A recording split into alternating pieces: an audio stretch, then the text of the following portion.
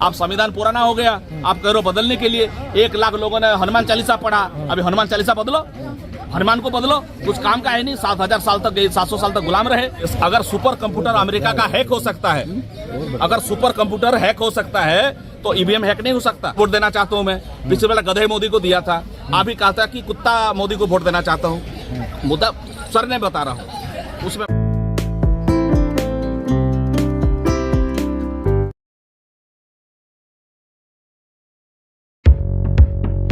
अब कह सकते हैं, गाली भी दे सकते हैं, वो स्वतंत्र है, अपने तरीके से बता देंगे। इंडिया पाकिस्तान, इंडिया ऑस्ट्रेलिया का गेम हार गया, यही तो हम कहना चाहते हैं कि भाई आप संविधान पुराना हो गया, आप कह रहे हो बदलने के लिए। 1 लाख लोगों ने हनुमान चालीसा पढ़ा, अभी हनुमान चालीसा बदलो, हनुमान को बदलो, कुछ काम का है नहीं। 7000 साल तक 700 साल तक गुलाम रहे, भगवान होते हुए भी भगवान बदलो।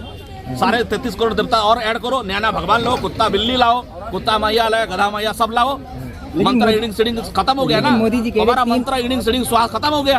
अब इसको भी चेंज करो, भगवान भी चेंज करो, राम भी चेंज करो, सब चेंज करो। अच्छा, मोदी जी कह रहे 3 दिसंबर को छू मंतर हो जाएगी कांग्रेस।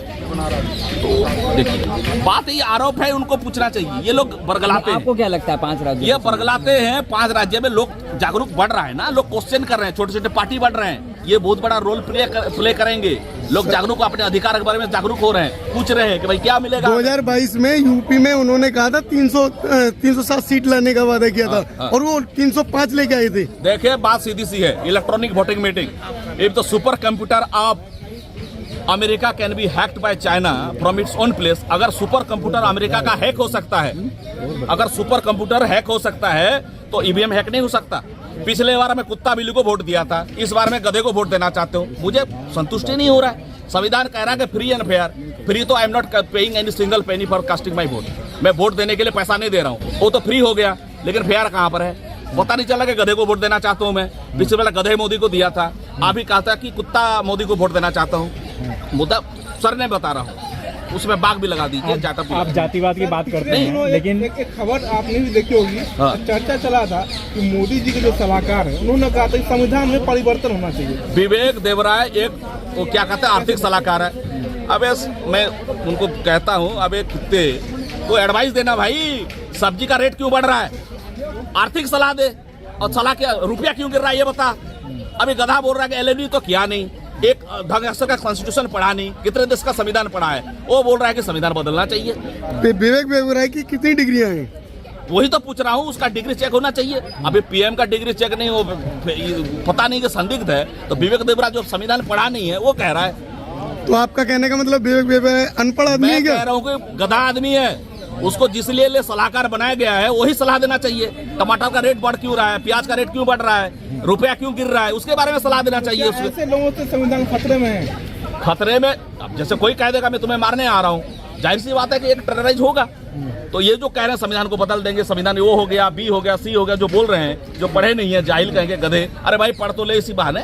सर, आपका समाज एकजुट नहीं है, और 2024 में अगर सरकार बनती है, मौजूदा सरकार का कहना है कि जातिवाद है ही नहीं। जब जाति जनगणना की बात होती है तो बोलते हैं कि जातिवाद हम नहीं करते, यहाँ पे सब हिंदू है। हाँ, तो सब हिंदू, तो जातिवाद जाति पाति में देश क्यों बांट रहे हैं? अच्छा, ये क्यों बांट रहा है, उनको पूछा जाना चाहिए। वो तो इसी खिलाफ है, जातिवाद के खिलाफ है, वो सब हिंदू है और हिंदू ही वोट देते हैं। एक सेकंड, आप हम जो कहते हैं, जैसे कि आपको कैंसर हो गया, कैंसर का डायग्नोसिस होगा कि नहीं? जरूर होना चाहिए। कैंसर का डायग्नोसिस नहीं होगा, और जब जाति का जनगणना नहीं होगा, किसको कितना पहुंचा है, किसने कितना माल खाया, कितने जमीन है, एक एक आदमी के साथ 300-300 मकान है दिल्ली में, तो जातिवाद हो गया ना। गिनती नहीं होगा।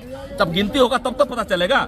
जब हम, जैसे कैंसर हो गया, आपको मेरे कैंसर हो गया, आप किसी को बताओगे नहीं, तो आपका डायग्नोसिस, मैं डॉक्टर हूँ, सरकार डॉक्टर है, जाति जनगणना करेगी, आपको आपका कैंसर हो, नहीं कैंसर का नाम बताओ। अरे भाई इलाज कैसे होगा? टीबी हो गया, एड्स हो गया, जब तक HIV है एड्स रहेगा। तो आप मान लो कि जाति, जो जाति बात है वो HIV है, ह्यूमन डेफिशिएंसी सिंड्रोम, और जब तक HIV जाति रहेगा तो एड्स फैलेगी। सर, 2024 के लिए उन्होंने जनता से वादा कर दिया है 2024 में आएंगे। हाँ। तो आप जाति जनगणना या जो है किसी तरीके से छुटकारा कैसे पा सकते हो? जाति जनगणना एक मुद्दा है, पिछले कई साल से हम उसको उठा रहे हैं पूरे देश भर में, और जाति गणना तो होगा ही होगा। कोई मुद्दा नहीं है। सर, आपका समाज एकजुट नहीं, आपकी सरकार बनेगी नहीं तो जाति जनगणना कैसे करा लोगे आप? डेमोक्रेसी में प्रेशर ग्रुप का बहुत बड़ा रोल है, ठीक है। गणतंत्र में उनका बाप भी करेगा। आप देखो, स्टैचू लगाते जा रहे हैं ना, अभी डेमोक्रेसी आ रहा है, 2-2 जज शेड्यूल कास्ट के बने ना, आवाज उठाई तो हमने साइकिल रैली निकाला था। सर 2024 से स्टैचू लगाना उनकी मजबूरी है। मजबूरी उनका और भी बनेगा, चाहे सरकार किसी की भी हो। यहाँ पे संवैधानिक तरीके से इस देश चलेगा।